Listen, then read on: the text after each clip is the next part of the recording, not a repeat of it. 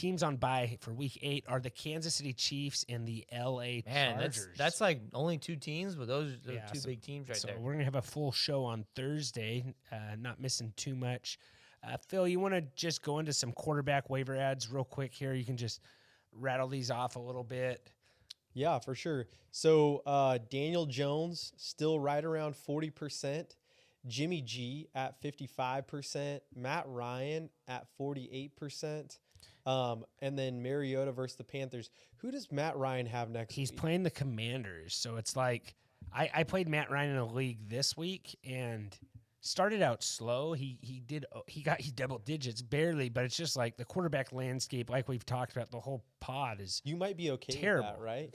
Maybe when Kyler Murray's scoring like 13 points, like is 15 the new floor for quarterbacks this year? Is that kind of what we have to be? Happy with? It's kind of been like, hey, if I get 20 points from my quarterback, I'm happy. But it's seems like it's like mid-teens is the new floor, that we're kind of okay with. So. Running backs, I have Isaiah Pacheco, Jordan. He's on a bye week, though. They said he's the one. Maybe he comes out of the gates. I want to see the snaps on that backfield. Kind of really see how it looked. Because, again, I didn't get to watch a lot of the game. I feel like in windows, so. I feel like they made the announcement a little premature. Like, I feel like this was a bye week. Well, it was a rap sheet thing, too. He always likes to be ahead on that kind of stuff. So. Whether it's true or not. I think after the bye week, though, is where you might see someone kind of come as the front runner of that backfield, maybe. So let's call it 10 through 15, and Tua's on that list. But season average, you're really looking at number 10 being 17.4 and the low being 15.9 for the top 15 QBs. That's season average, right? So maybe it's more of like, I don't know, you're probably looking at maybe more like 18 to 20 being the floor, or you would at least hope. Yeah. Daniel Jones is playing the Seahawks this week. It's a good matchup. It's a solid stream for a quarterback right there. And he's coming off, man, is it safe to say this might be Daniel Jones's best fantasy performance ever, maybe? Yeah. 28 fantasy points. So maybe he's turned the corner with their coach over there that I can't ever pronounce his name. But well, he's the new Josh Allen. Yeah, new Josh Allen. Yeah. Brian Dable. Yeah. Dable. Anyways, Gus Edwards, 39% rostered. Probably he's your top waiver wire out of the week, I think. Yeah. Then I got Michael Carter, 66% rostered for the New York Jets with Kenneth. I'm just kidding. Breece Hall injury. And then Panthers running backs. Which Panthers running backs are you kind of looking at? So Hubbard Chuba did get hurt a little bit, so we have to see, but they said it wasn't that serious. He could have came back in if they really needed him to. And then Foreman. So I think it seemed to me that Chuba got more of the work before he got hurt. So, but they both look good. So I don't know. But again, it's hard to read a lot, take a lot from that game. All right, then you got any wide receivers there? Can I just go back? I think we overlooked it. I know you're talking about it in your article, but like Gus Edwards, is a must add if you are in a league.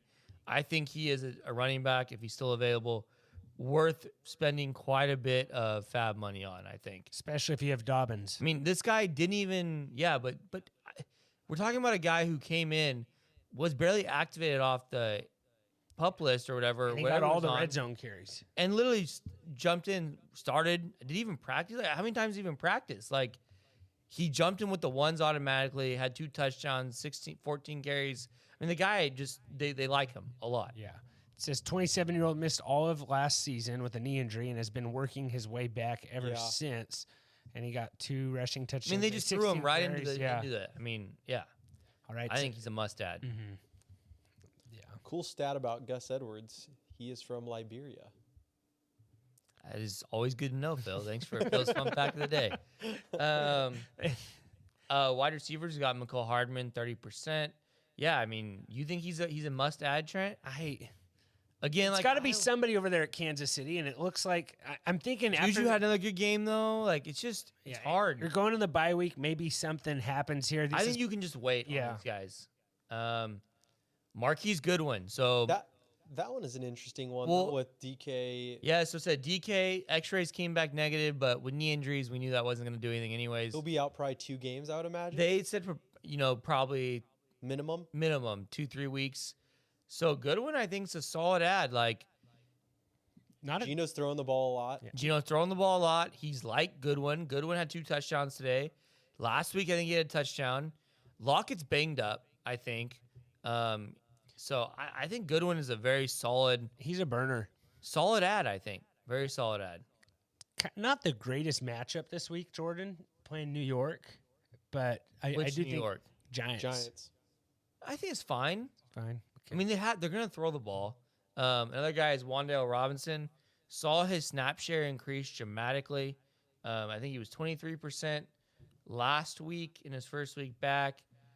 And I think he was pretty high this week. I saw, 6 of 8 targets in the first half.